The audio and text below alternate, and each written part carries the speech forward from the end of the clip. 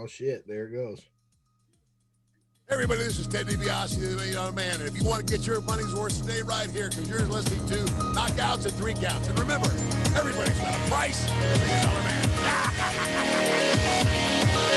Million Man.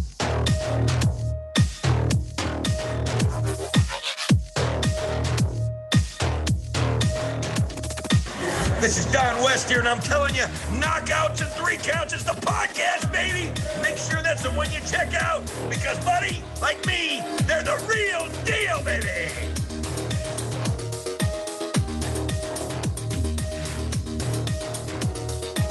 This is Jake the Snake Roberts. Just letting you know, you need to listen to Knockouts and Three Counts, or you'll see that damn snake again.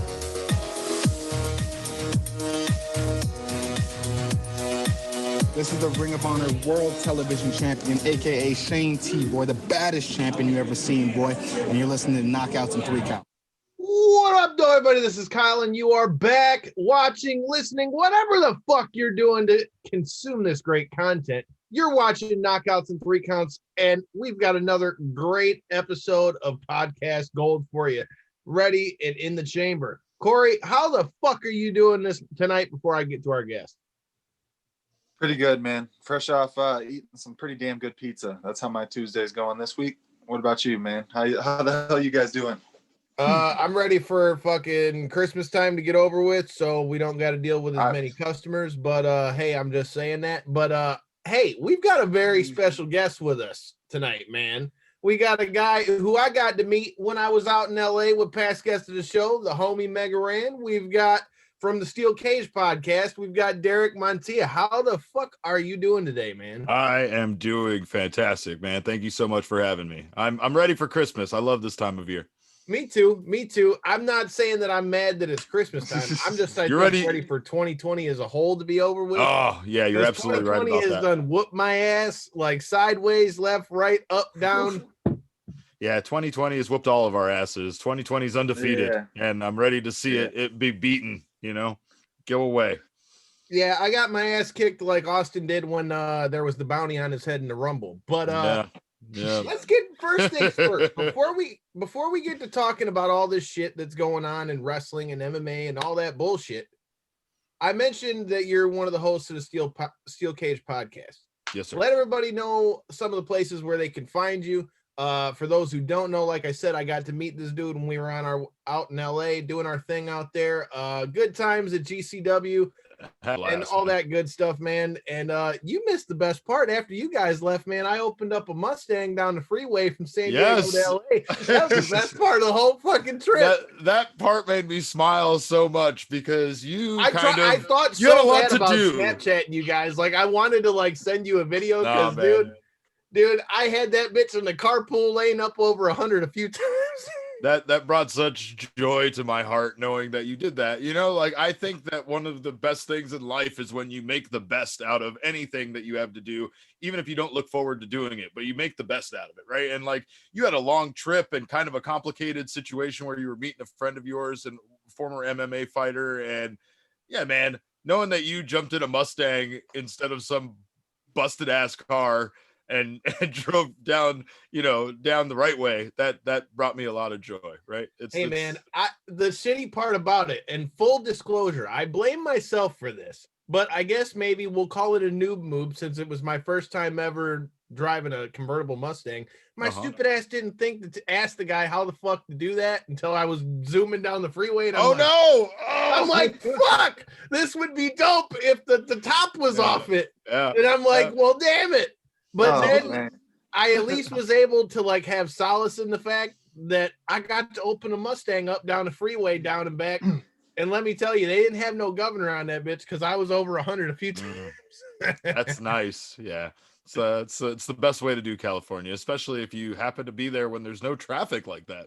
That's what I was going to say. You don't normally get to open up on the freeway in California.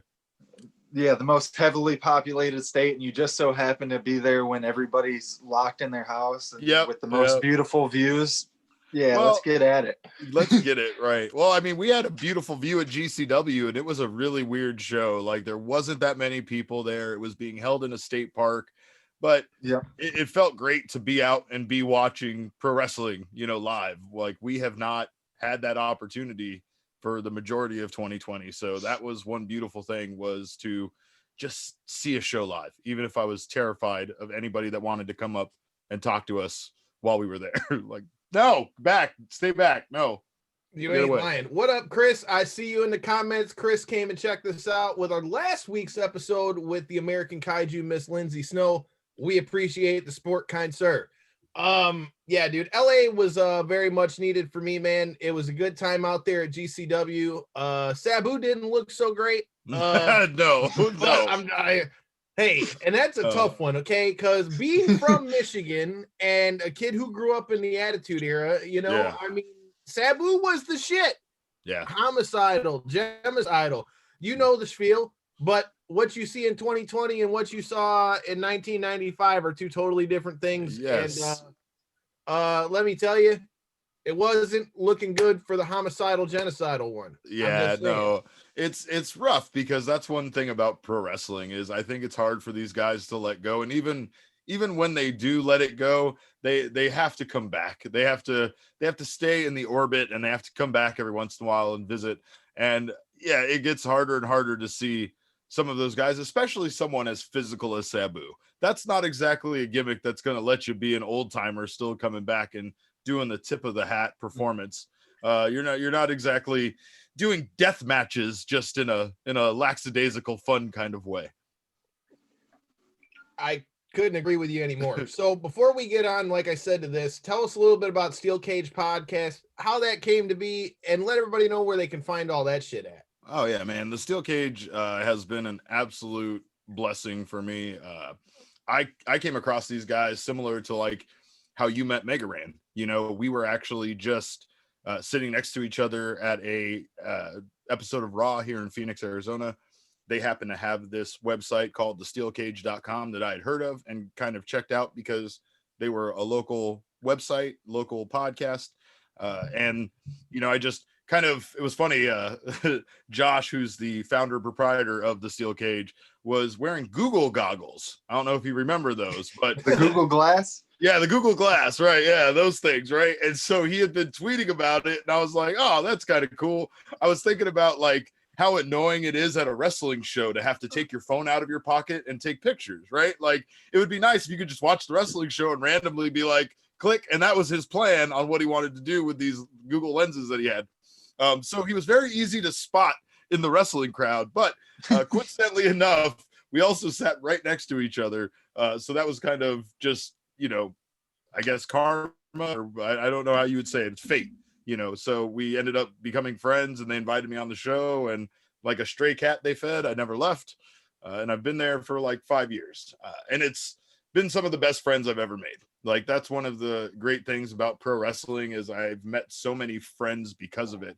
Friends who I have other interests with, and friends that I do completely different things with, and we go on vacations and we do all sorts of stuff, but we met because of pro wrestling. It's hard to find friends, I think, the older you get, and it's definitely hard to find friends that are into pro wrestling. Like, I agree. That Venn diagram gets very small, and so if you happen to make friends with people who are, your age at this point, it's kind of nice, and you hold on to it. I just was blessed to have these guys also happen to be awesome people. We've gone to New Orleans. We've done a bunch of WrestleMania trips together. We are frequent attendees to PWG in Reseda and now in LA. Fuck you guys. So it's an absolute blast. And I'm really happy that I found, guys that I could do this thing with. I do sports, so it's easy to find other people that are into sports, and that's kind of like shooting fish in a barrel, but I've just always loved wrestling, and it's not easy to find other people to enjoy it with. I think that's why most people kind of stop enjoying it too, to be honest. I think it's hard. They don't have anybody to share it with. Corey. Right. And then you just kind of watch it by yourself, and then one day you're just like, I don't need to watch this anymore, kind of deal. But pretty much. I mean, my man's got his irons over here in a lot of fires. He's also writing for the Arizona Diamondbacks, if I'm not mistaken. It's azsports.com, so it's our arizonasports.com. We are the radio station that cover the game. So I do cover the Diamondbacks, and yeah, it's a blast. I've been covering the Diamondbacks now. Next year will be my 10th season, so I've been doing it for a while, and I love it, man. I love sports. I love being able to like combine my love of these things, including wrestling, and have it also lead to these experiences. Even if podcasting isn't the most lucrative thing in the world, it's still brought me a lot of enjoyment, you know. Yeah, it's always fun to hop on and be able to talk to some friends, or be able to, you know, kind of get some people on that you always kind of looked up, not necessarily looked up to, because I feel like that's the wrong word, but kind of had a real respect for, you know, the fact that you can have conversations with people that you just have respect for.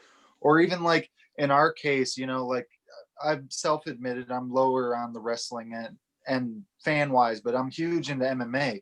Yeah. And we get a ton of these MMA guys, and even like the upcoming prospects and stuff, man. Like when I tune into their fights and stuff, it's like a whole nother level of just like, oh, I know a little bit of backstory about this guy. And it's it provides a whole nother layer. And I could only imagine after doing it, you know, like you were saying, for 10 years in the sports broadcasting like that, that's a lot, man. Yeah, I've seen guys, the rotation of players that you see out, and the trades that happen, and everything that happens about it. It's just that interesting career choice. I'd love to do something like that myself. That's for sure. Well, and it's one of those things that I never actually thought I would get the opportunity to do. And you know, like once you do it, you realize the ups and downs. You know, you realize like, for instance, a lot of people want to do this, you know, so it's you're not exactly in a position like you are in other jobs where you're valuable, you know. You're easily replaceable by someone who could probably do the job just as well, if not maybe even better than you, and they'll be willing to take $1 less, you know, per hour or whatever, right? So sports is very competitive when it comes to that, and it makes it that much harder, I think, to break through and stick around in that early phase. I think I just never thought I would be given this opportunity, you know. So like that's kind of what I've held on to and wrapped my arms around is I can't believe I get to be in the clubhouse, and I can't believe I get to be in the press box. And you know, to this day, 10 seasons later, it's still like that moment where I walk in and I'm kind of like, this is you know. And it, you know, like what you said too is a great part of it. I think I've almost enjoyed seeing the careers now and seeing young players come up, and you know, it's very similar to like the indies with pro wrestling, to get to see these guys come from nothing, to get see these guys be backyard wrestlers, or you know, be nobodies, and to build their career on their own. I mean, especially with the wrestling, that's one part that's way more fun to watch. These guys are completely in control of their own promotion and their t-shirt sales and how they interact with people on social media and everything they do. And some people are just so clever about it and so unique. I've had the chance to see guys, you know, be no names, and now they're on, you know, WWE television. I've seen guys get booed out of the building because nobody wanted to watch them, and now, you know, they're the same dickheads on WWE television. It's that part about wrestling I think is the most fun, is just watching these guys persevere this really difficult career. And same thing with MMA.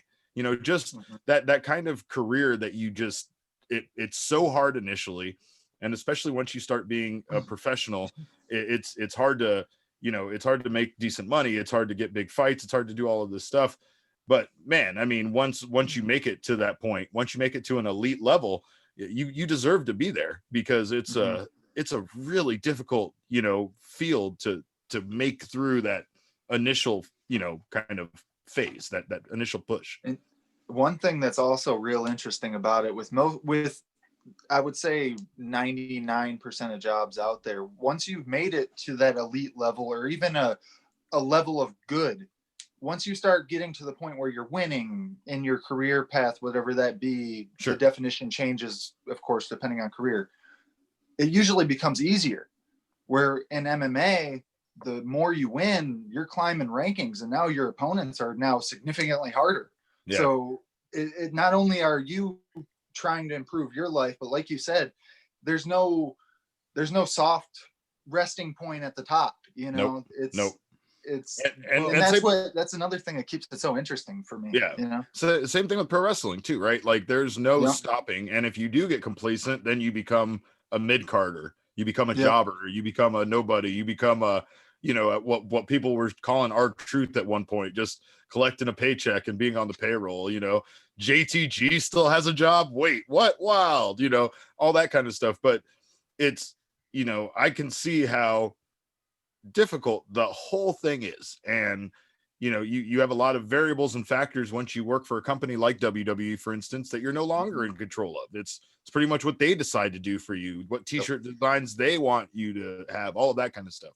I think now, I have known guys that have just busted their ass to get where they're at. And it's an unforgiving career. And like you said, you get to the top, especially in like wrestling, and it's just more scrutiny and more, more criticism over how good you are and if you deserve to be there and all of that. MMA, at least because of the fact that it's real fighting, you're knocking guys out, then you deserve to be there, but WWE always has that thing about no matter how hard you worked, that someone else was their decision to put you there, and I'm sure even MMA fighters get that too, because I'm sure there's guys that claim other guys got an opportunity just because Dana White liked the way they look. Oh, dude, you're going to get that in every business you're in. That's very true. One thing, so talking about business and talking about businesses you're in, again, I like to fancy myself one of these guys who actually knows what the fuck they're doing. So I made sure I looked into a few things before we got on the air. So I got a few questions that you probably weren't expecting to be asked about. Oh, no. All right. All right. So number one, and first and foremost, when I was looking through your shit on Twitter, I realized that in your cover photo, it says WCW Power Plant Dropout. Is that real or is that false? That is 100% false. I thought it might be, but I had to ask. That is 100% Corey, false. you know who else is a WCW Power Plant Dropout that you know? Huh. Come on, man. You watch his shit all the time. I'm going to give you one guess, and it's MMA guy. You watch his shit all the time. Don't give it away, Derek. You know who it is. I don't know. I'm terrible with this guessing game. Oh, man. Don't lead me on, man. Just Chael P. Sonnen. That makes absolutely perfect sense, honestly. It really does. The voice, the character, the fact that he's I mean, for those of you out there who do still watch his content that he puts out on YouTube now, I mean, there still isn't much more entertaining people in MMA. I mean, there's a reason why both love of pro wrestling, Corey. There's a reason why both the UFC and Bellator employ the man. He's damn entertaining, I mean, that's a very fair point when he's across both companies. But last question I got for you before we get on to the recaps and what the fuck we think is going on in the world of pro wrestling and MMA like you guys came here to listen to. Chris, if you're still in the comments, feel free to let us know what you think about all that stuff as well. But you also have parlayed your way into getting yourself there by the squared circle. If I remember right, when we was in the hotel room, you were telling me about some of your managing escapades. That's like right. One Bobby the Brain Heenan and all those great and the like. Tell me about the managing escapades. Well, let me tell you, first of all, just putting me and Bobby the Brain Heenan in the same sentence, that's too much for me. But yes, I have always fancied myself a fan of the manager, and I've always loved the manager character. I was given an opportunity for a little while to work as a commentator for a local wrestling promotion. And while that was going on, one of the wrestlers and I kind of had a little thing, a little tiff. He didn't like me. I didn't like him. I'd cut him deep on the mic when I was commentating. And somehow that led to an opportunity where at Zealot Pro Wrestling here in Phoenix, I met another American kaiju, Devin Sparks. So it's funny you bring up Lindsay Snow because check out that interview in that top right corner. Yeah, absolutely. And let me tell you, Devin wants none of Lindsay, so that's why there is. I don't think many people really do want the smoke with there. There is no wanting smoke there, so she can keep the nickname, I believe, as far as Devin is concerned. But I met Devin. We kind of talked. We hit it off. We concocted a few plans, and I've been a been able to manage him successfully for a year as Zealot Pro Wrestling until that damn Chris Bay came in and took the belt away. And he still hasn't come back and brought it back. And I'll never forget that, Chris Bay. We want the belt back. But yeah, I don't know. I'm a wrestling fan at heart, and it was an absolute dream to get involved in any way, shape, or form. I had ideas, I had thoughts. I think I've just, really wanted to get involved in some way that made sense. I'm definitely not somebody that's going to get in there and try to wrestle. I'm fully aware of how difficult that is, and how many people think it's easy to get in there and do what these guys do, and realistically how it's not, but I will be the asshole on the side of the ring, yelling stuff and distracting refs and doing anything I can to make my guy a winner. So if any pro wrestlers out there are looking for a manager, get at me. I'm available. My rates are cheap. You'll win championship matches, online Twitter promotion. I got a blue check mark. There's lots of things I can offer. I got a blue check mark. I throw streamers really well, like better than any fan can throw streamers. And I will run around the ring and throw streamers for you during your entrance, even if none of the fans will. What other They'll make it like Ring of Honor, damn it! Even if we ain't Ring of Honor, you'll think that this was a 5-star match in the Tokyo Dome, baby. Hell yeah! All right, well, that's as good a place to start as any. All right, like we said, Derek is a lifelong fan of this, just like I am. There's plenty of shit that's going on in the world of pro wrestling. First of all, Roman Reigns versus Goldberg. Do you really want to see it? Why or why not? I don't want to see it for the same reason nobody wants to see it. Everybody that doesn't want to see it doesn't want to see it for the same reason. I don't want to see who's got the better spear, bro. Yeah, no, I don't give a shit about that. That's the biggest bullshit. First of all, Edge has the better spear, if we want to talk about that. But I'll say that the concept of Roman needing to do more underhanded things, just to kind of bolster his resume, right? Like, he is now in the ultimate heel phase of his career and in the WWE. He's the biggest bad guy. He's the end boss. He has been well established over the last couple of months in a way I never even thought was possible. We have always kicked around ideas about the heel Roman Reigns, and this has been better than we could have even imagined. I mean, the way he I didn't ever think they'd put Paul Heyman with him. That's no. And I mean, I guarantee you at one point when we were just bullshitting and throwing ideas out there, that was an idea we had that we never would have thought happened in a million years.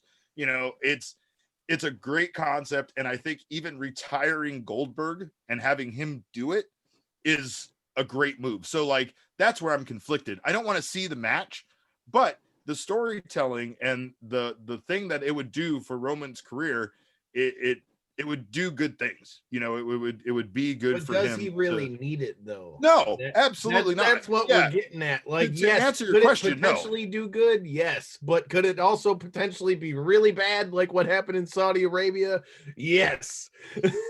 And I think there, to be honest, the risk isn't worth the reward. I don't think the reward is big enough. I don't think that the end game is going to make Roman look that much more evil. The things that he's doing to his own family already make him look awful like and asshole. Terrible and sinister and all the things you want a bad guy to look, right? So like, you can't make him look like more of a dick by going and beating some old asshole that won't hang it up. Like, I don't give a shit that he kicks Goldberg's ass, and I'm sure the match is going to be atrocious. So from that perspective, yeah, no, I don't think it needs to happen. But again, it's like the end of Big Brother or Survivor, those reality shows where someone gets to the end and they have to like list all of their accomplishments to prove that they should win the show. I think that retiring Goldberg is a check mark on his resume of evil shit that he did. I just think that to answer your question, no, I don't think it's necessary. All right. Well, before I get to the other part of that and why I asked that question, I've asked you about one of the biggest storylines, and Chris, Romans versus Goldberg. Please don't happen. Put Big E or someone against him. Roman versus Goldberg does not benefit either of them. Chris, I'm with you. I like what the fuck he said. Yeah. Somebody put Big E back in the motherfucking main event, please. Can we go back to the 5 count Big E with the weight chalk and shit? I don't like in the concept that he was going to be like New Day over here, but the way things are going more and more based on his gear and the direction of his character and everything, I think they just split up the New Day without really like having it be a big deal. I think that they knew the fans wouldn't be thrilled about it, so that's what they've done. If that's what they've done, then yes, I think Big E needs to be pushed to the moon. You know, Big E is an absolute star, and I can't see any reason why you wouldn't put him as one of the biggest baby faces on the show. It's going to take time, though. So, like, yeah, they're going to have to rebuild. They're kind of, in my opinion, they have to like reestablish the fact that yes, Big E is the funny guy that everybody loved and all that, but they need to reestablish the fact that not only is he a strong son of a bitch and an ass kicker, but they need to establish him as a legitimate, main event contender, which I think is going to take a little bit of time for them to do. Yeah. But the other question that I had to go along with what we were talking about is we talked about Roman Reigns versus Goldberg and why or why not we want to see that happen. I'm going to pose you the same question and ask you, what were your thoughts on AEW bringing back Sting? Do you think it was a success? And why do you think AEW bringing in Sting was received so much better than Goldberg coming back to face Roman Reigns? I'll say that there's still some mystique left to Sting, in my opinion. I think there's some things Sting still had to offer, and I think a lot of people didn't really like what they saw out of Sting in WWE. So the chance to see him in a different promotion doing something different might excite people. Like, I wasn't thrilled about it, but he did grow on me when I realized that he was going to kind of be this different, kind of smarmy Sting, this guy patting people on the head and talking shit about Darby Allin being a copycat and making Tony do this "it's Sting" thing and all of that. Like, it was little subtle things, but it definitely had the smell of him being an asshole. And I don't know where it's going to go, but I would love to see a heel Sting who thinks he's better than everybody in a promotion like AEW. I would love to see him going around thinking he's this god to professional wrestling, and like people slowly realizing that he's an asshole. I think there's more storytelling possibilities there, and it's more intriguing than Goldberg coming back again. Every time you come back, every run you do, it tarnishes your legacy. Every time you come back for that payday, every Saudi Arabia pay-per-view you show up for, blood money in the sand, it makes it that much more difficult for people to care about you and to be excited to see you.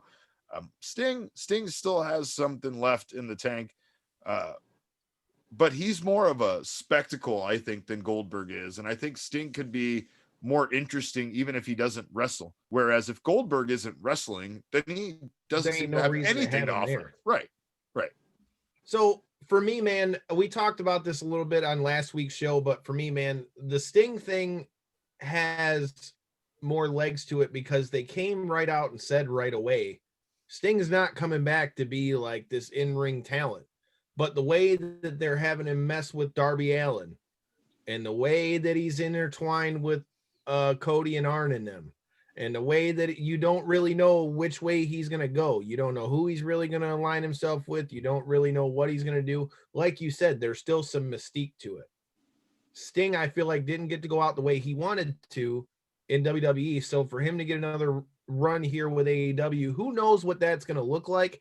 But in my personal opinion, to close out the thought on that, I just feel like it's getting a better, rub than the, I think that it's getting a better rub than the Roman thing, just because Goldberg seems to just come back and they always put him in there with some big name fucking, he's got to go against the guy. He's got to go against the champion. He's got to do this when Sting, for all we know from what we've seen so far, is essentially just going to be, as far as we can tell, a manager. But in reality, like Sting always says, the one thing about Sting is that nothing's for sure. We still really don't know what's going to come out of that. The other thing that we got to talk about on the wrestling end before we get into all of the craziness that was UFC 256, which, Derek, I don't know if you got to watch UFC 256 or not, but that was quite the crazy night, and we're going to get into that a little bit. But did you watch the fights? I did. I watched some of it. I was actually in my backyard dealing with some technical issues, so I wasn't paying too close of attention. But, man, I'll tell you, I especially hearing this stuff about UFC, like changing how they're going to pay people and changing how many, or at least changing how many fighters they're going to have a roster and stuff. I just realized how good they are at continuing to build talent, no matter what. Like I mean, even if you can't credit UFC for building the talent builds the talent in some cases, but they just, much like the WWE, they don't miss a beat. They just keep coming with, talented fighters and great matchups, and like it seems like every show really capitalized on the fact that they're the one sport that, regardless, they don't need, WWE and wrestling needs fans.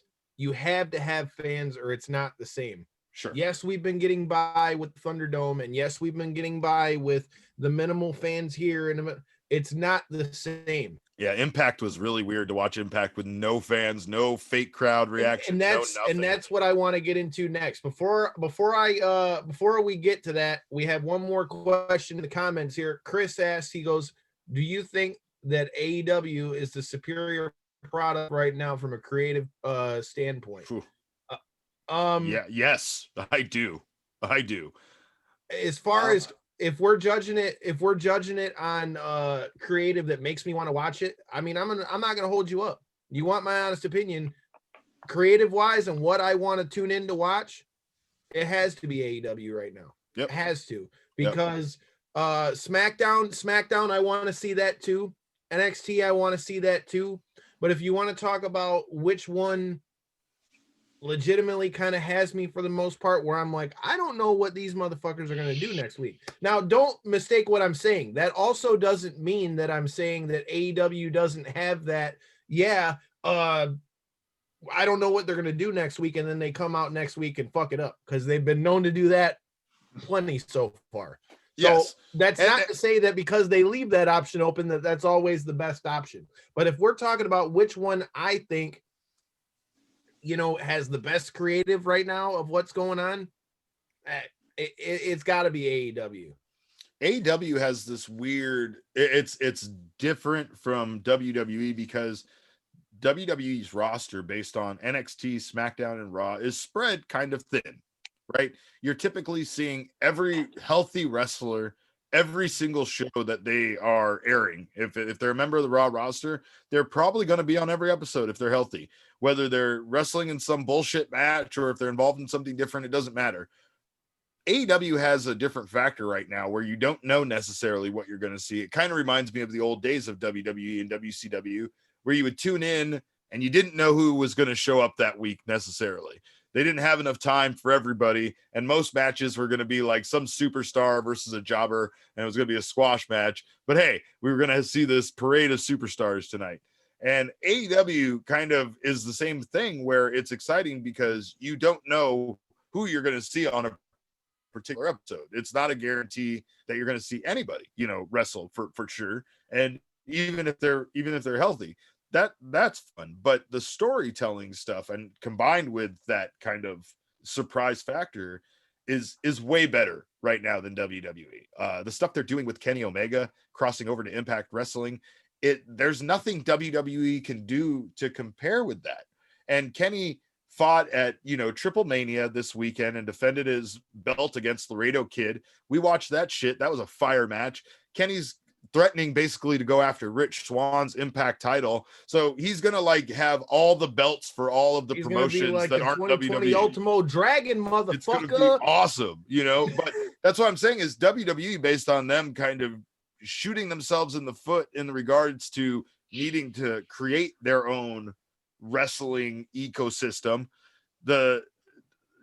Impact Wrestling can go do fun, exciting things like this, especially when it benefits everybody involved. I just couldn't believe Impact went in so hard to make it so meta, where they were referencing on the show what a big deal it was to have the rub from having Kenny Omega on the show. You had Scott D'Amore talking to like Tommy Dreamer, being like, "This is great for us. This is what a great night. This is going to be the best night." I mean, hey, at least they're playing it up for what it is, though, bro. I mean, fuck, they ain't hiding it. I mean, That's hey, take awesome, that rub, though. kid. I think especially in today's day and age of reality, right? Like everybody knows everything. It's the information age. You can't hide real names and you can't hide information anymore. And everybody's a smart, so everybody knows everything about pro wrestling. Why not handle it this way?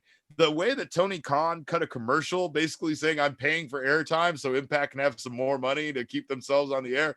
That shit was hilarious. Like everything they did to poke fun at Impact was great, but then to have Impact play along with it too, hilarious. Like it was gold, and I just haven't felt this excited about watching a wrestling promotion, a weekly show, in a long time. You don't know what's going to happen next. You don't know where Kenny Omega is going to go next. You don't know when this is going to involve New Japan or Ring of Honor or any of the other promotions. So it's just a fun like thing to be fantasy booking matches and to be like wondering if this stuff is going to happen. Chris, see, that's why it's a great thing for all of you guys who are watching live. If you've got any thoughts on anything that you hear us talking about right now, let us know in the comments, because I think Derek and I pretty much were able to just cap that one off on why AEW is the one that I'm watching most intently. It's kind of hard for it not to be the one you're watching most intently when they're doing what, like Derek just said, in my opinion, is the most. I don't know why it's taken this long for us to see the other companies kind of like squat up like that. Right. Because right. the thought of the fact that in 2020 we could have Kenny Omega maybe be the 2020 version of the Ultimo Dragon with all the belts pretty much. Like I said, I like it. I like the fact that he's still defending the AAA title. I like the fact that he's got the AEW title. And like you said, you know, who knows? He's already alluding at going at the Impact title. And if anything else, it brings Impact up along with it. The only thing that's going to be interesting for me, and again, let us know in the comments what you think, but it's going to be just interesting to see if they can sustain it to where both companies seem on even playing field, right? Well, they're not even playing it that way. They are totally playing it like Impact is the subpar wrestling promotion compared to AEW. AEW is the rich daddy money, and Impact is barely, is barely keeping the lights on. That's why I think it's so funny, is because even the people from Impact are treating it that way too.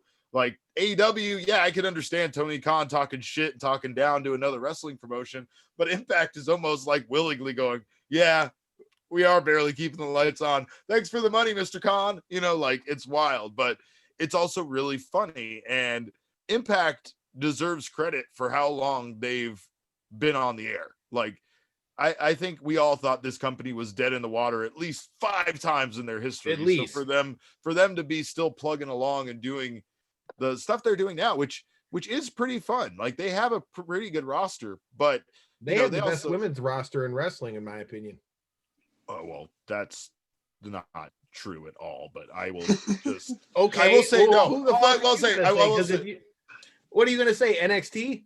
NXT is the only one that competes with it. I'm not mad at that. See, I got no problem with that. Yeah, NXT. I have no problem with that. Right. I have no problem with that. As long as you don't say AEW. Oh no. And as long as you don't say AEW, Raw roster. Yeah, AEW. We're all right.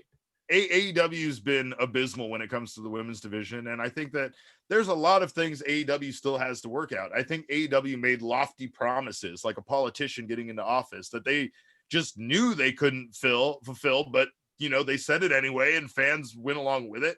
I appreciate that they're trying to do something different. I appreciate the fact that they do take the female competitors seriously, and I like what they did with Thunder Rosa and the NWA Women's Championship. Agreed. Featuring that again. It's the same thing, featuring other shows champions and other promotions and all of that. That's gonna be the home run. And honestly, like, giving Impact credit once again, they did this stuff first with like the Hardy Boys with their Expedition of Gold, going around with the tag team belts and all that stuff. So like, that has been something that I've thought has always worked well, but they never had the kind of support they do now to work together. Like AEW Not and another Impact major backer. Right. AEW and Impact working together is a much bigger deal than, you know, them going down to the Crash in Tijuana, winning the tag championships or whatever, you know. So this is going to be fun. I mean, Impact's always done a real good job of being able to incorporate the smaller promotions. And speaking of smaller promotions, make sure you smash that subscribe button so that you don't miss any of the great content, like our interview with Calvin Hollywood Harbaugh, who's getting ready to go to war this Friday for CFFC. CM Punk's going to be on commentary, you know. Nice. He's going to war for CFFC. He's going to pick up that dub live on UFC Fight Pass. Make sure you don't miss that shit and check out that interview. All right. Now's about as good a time as any to jump over into the fight side of things. Now, Derek, you said that you got to see a little bit of UFC 256. For those of you who don't know, we saw quite the banger in the main event, man. I'm going to just throw this out here. I mean, Dana's already said that he has every intention of running it back, but bro, Moreno versus Davison Figueiredo, that is not how I think anyone really expected that fight to go. And if you say you did, you're a fucking liar. I'm just saying, you're a fucking liar. I love you. And if you're watching the show, you could still be a fucking liar, but I love you. But anyway, there's no way anybody expected that fight to go that way. No. Davison Figueiredo didn't even make it to the post-fight press conference because he was in the hospital. The fight ended up in a draw. Great showing for the young buck. You know, I got nothing. All I know is, Dana, you already said it. Don't take your word back. I want to see these motherfuckers run it back. Yep. Corey, you've been quiet. I'll let you go first. What are your thoughts on the barn burner or the slobber knocker, as quoted by Joe Rogan, that was the main event? Man, what a night, dude. I mean, the main event was like legitimately the double Sunday on top of the Sunday on top of the cherry. It was like so much. It stacked the card as perfectly as it could to top the night. Before you get there, you're damn right, because we had a hell of a knockout on Friday with our homie Josh Burns going viral, putting that man to sleep at Bare Knuckle FC. Hot damn. Hot damn, that man was sleeping and his eyes was rolled in the back of his head, and he said, "Oh shit! Oh shit! He hit me." All right, go ahead.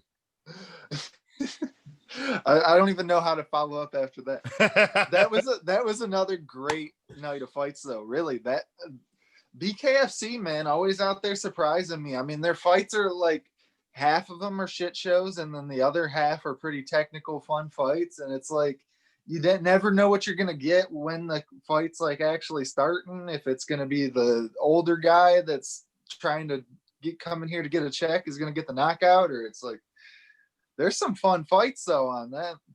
But yeah, ask Dana. Just ask Dana Brooks' boyfriend. He got a 3-second knockout, fastest knockout in Bare Knuckle FC history. But back to the pay-per-view of the night, man. That was a hell of a night, dude. I honestly I feel like the first point, I'd be remiss if the first point of the night wasn't Kevin Holland's knockout of Jacare. Yep. I feel like that's like dope. I've never seen somebody get knocked out from a man that was on his knees. This man was on his knees when he hurt Jacare. And he wasn't even on his knees, who was Kyle. old. He was still on his ass. He was still on his That's cheeks. my point. Cheeks were on the mat, dude. The booty cheeks was touching the canvas. The fact that he was able to get enough torque in that shot to like cause any type of serious damage. I mean, look out, boys. anybody at 185, you better watch out. I mean, if you thought, you know, Big Mouth was just coming in there to talk, I mean, he shut up a lot of people with that fight. I tell you what. How could he not though? He knocked and here's the thing, again, just to go off the point I just made. For all of you who want to say Jacare is old, 150 years old. I don't give a fuck how old Jacare is. First of all, I don't want to fight with him on the ground. Second of all, you can call him as old as you want, but I've watched that old man eat some nasty ass punches. So I'm not ever counting him out. And much less, like I said, Joe Rogan said it himself. I have never in my life, I've been watching fights since I was like 12 or 13 years old, bro. I have not ever in my life seen a man get knocked out while a man was on his ass and he punched him and then knocked and like hurt him critically off of his knees. He folded him, dude. He didn't even he's just like it was a special level of core strength to get that. That was his finisher. Behind that was his finisher, bro. He had his special all the way built up, right? and the punch off of his back, and that was the signature move, right? So he hit Y and said, "Bink," and then got up, and it was all filled up, and then he fucking did his little saying deal, and that was it. When in doubt, push all the buttons on the controller. Mash them motherfuckers! Yeah, all of them. Well, one thing I feel like that needs to be mentioned, because a lot of people are saying what you kind of brought up. Jacare's old. His last fight was not even a year ago. It was against Jan Blachowicz, the current 205 champ, and he granted he lost, but it was a split decision loss. I mean, that doesn't, you know, for him to come back down to 185 and to lose like that. I mean, yeah, he is getting a little bit older, but you can't take nothing away from his skills. That just goes to show right there. And then on top of that, another thing that also really needs to be pointed out, in my opinion, the fact that he was so comfortable on the ground with Jacare, he almost got him in a triangle. He almost got Jacare in a damn submission, dude. He was fearless, definitely, because that's like some shit where you don't mess around, because at any point you could get caught. And that's somebody that just tends to know. Like, I mean, there was what, like a 15-year age difference between the two, or close to that, right? Like, easily. That's somebody that just knows too much shit. It's you kind of have to be brave and fearless to get around on scramble on the ground. You know, he catches an arm or a leg out of nowhere, and he's going to end it. So I honestly think a lot of it had to do with his talking. If you want me to be completely honest with you, Joe Rogan said it as well. I usually am one. I hate it when people talk during fights. I hate that shit. I talk about it all the time when we're watching fights, because it's the same as I can't stand guys who walk around and they're fighting and you'll see them and their hands are down here and shit and they're doing these. And it's like, bro, you're going to get caught. Sure as shit, you're going to get caught. But the crazy thing about it, though, is like you see a guy do shit like that, and you see a guy, you know, come in running his mouth, where Dana even said ahead of the fight, he was like, I didn't want to sign that guy because of how much he ran his mouth. And now he's talking about, look, bro, I can't deny the kid. The kid's been killing it. And he just knocked out one of the major contenders at that weight class, and a legend no less. Holy shit. 2021 is going to be one hell of a year for Kevin Holland. For all of you guys who are just joining the stream, if you guys watched UFC 256, let us know what you thought of the fights. What did you think of that nasty ass knockout by Kevin Holland? Another thing too, the other legend killer of the night, hate to say it like that because I'm a huge Tony fan, but Charles Oliveira, bro, my boy Du Bronx came in there and put it on Tony.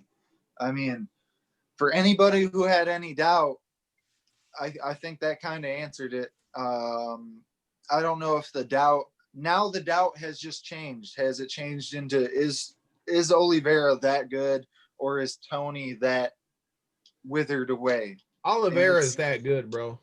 That's my thoughts on it. That really is my thoughts on the way that the whole performance went. I think Tony has lost a step, but I definitely think it was more Oliveira's performance, way more than Tony's lack thereof. Right, because even with his experience, he looked outmatched. Yep. Like, you know, it was just one of those fights where it looked like at all times he was kind of defensive and never actually got a chance to get going. Like that's that I don't know. Like you just tell sometimes that certain fights aren't equal and that someone's a little bit on their heels the whole time.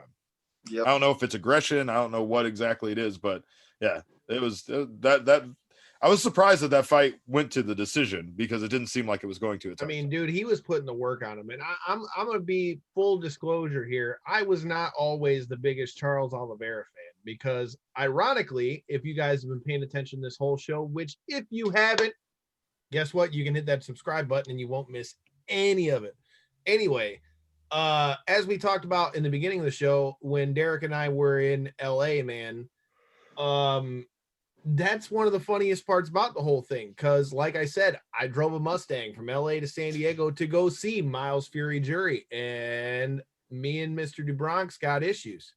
Because I won't forget the Christmas party when I go, yeah, hey, can I watch this fight over here in this other room? My brother's fighting, and he choked out my buddy in the UFC. So me and DuBronx were like, fuck DuBronx for a minute. But I can't even argue that fact anymore. The way that man was able to use both his stand-up and his jiu-jitsu on a guy like Tony Ferguson and just totally like stifle Tony's whole game. Bro, give them, you can't not give the man his credit. I mean, it's that simple. And beyond just the jiu-jitsu, the fact that he was able to out wrestle Tony Ferguson. Somebody who's Tony Ferguson. I know, but Tony's somebody who's known for his wrestling abilities, and if he does get put on the bottom, his ability to immediately scramble out, and that just did not happen. It just literally did not. There was no even, like you said, there was not even a moment in time where it looked like it was going to happen. It just looked at all times like he was trying to recover. Even when he wasn't getting hit necessarily, it looked like he was just outmatched no matter what they were doing. Which is weird because it's been a I don't know, like, so for someone like me, you guys watch this stuff, so you have a chance to see, like, I know he lost his last fight. They were talking about that. But, you kind of get an idea in your head for some of these fighters, and you see them in one fight and you're like, this guy's a badass. And then it's so weird to adjust to like a year and a half later when you see him and they're like, oh yeah, he's on like a 3-fight losing streak and his career's pretty much just about over. And you're like, wait, what? Wow.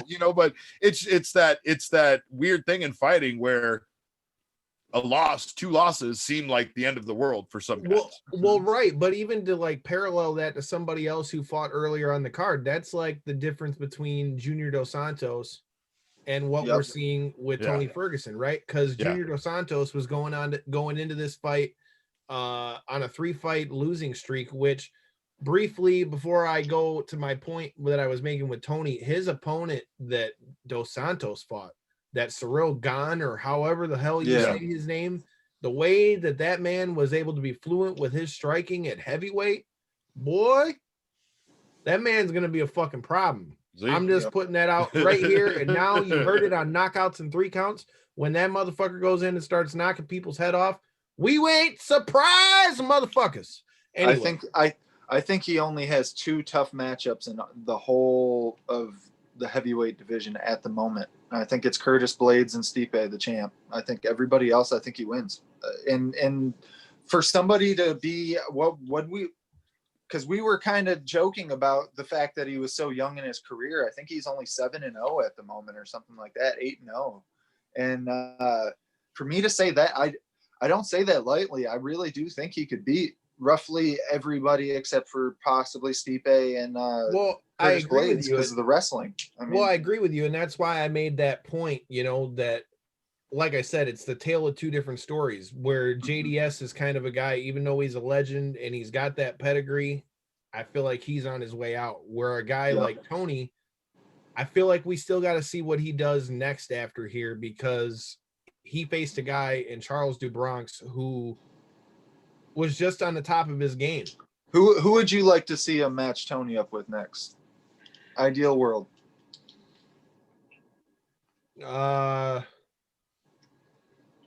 Let Tony and Chandler fight. Yeah, see, I feel like But it we'll ain't get gonna a, happen now. Not after Tony's I went feel too like awesome. a very, very, very fun fight would be either Hooker or Felder. Either one. I mean, I like it's a step either down one of in the those rankings, fights too, but- man. I mean, that's gonna be a real interesting one. But or even RDA. Made his way back down to 155, and that would be a very fun fight as well. there's a few fights for Tony, but we got to see where Tony's at mentally. But we're getting towards the end of our go home queue. There was a lot of great fights. There was a lot of shit that was going on in the wrestling world. And we've been joined by our homie Derek Montilla of the Steel Cage podcast, which I'm just throwing it out there. If y'all motherfuckers ever need a guy to come on there and come talk some shit, and hey, I know a guy. Oh yeah. Oh yeah. I know a guy too, so I will be in contact. Shameless plugs. I don't give a fuck. It's my show. I can do that shit.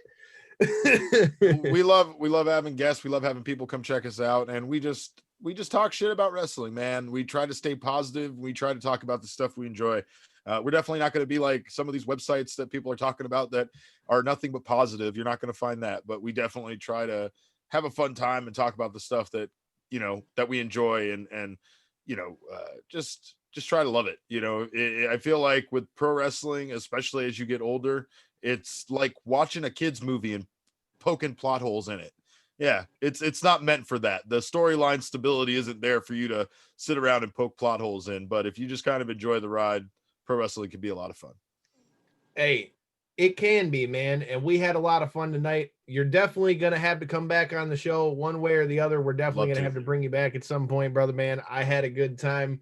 Corey, I definitely would say Mr. Montiel will have to come join us one of these other days. Absolutely, man. Thanks for coming on too. No problem, guys. You know, it's awesome. Hey, I appreciate it. Thanks for the invite.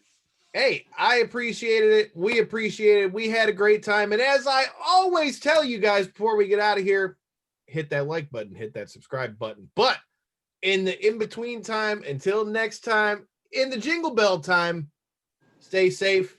Don't be an asshole. Peace. It's good advice. He'll kick us out of here. I'll send you a thing in a second. Dude, later, awesome. boys. Y'all have a good night. You too, man. Thank you so much. Thanks for having me again. No problem. Thanks for coming on. You really helped make the difference on this episode for sure. Hey, no problem, man. I'd love to do it again. So yeah, keep me in mind. Cool, boss. Absolutely. I'll send you guys an invite here in a second. Okay. All right. All right. Later, man. Later.